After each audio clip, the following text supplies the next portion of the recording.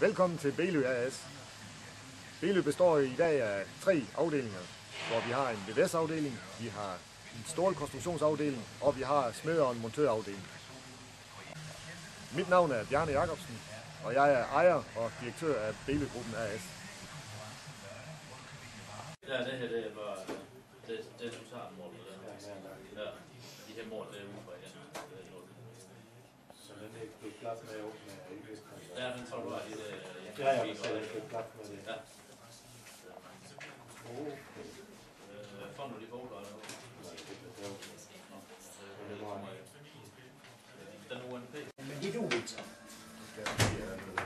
Jeg vil så sige, så har vi den, og så skal vi have en fodbold over det. Men jeg forklarer det med, at vi gerne vil næste, det er jo kun den husholdning, så må vi kunne rent ud, så tager vi det.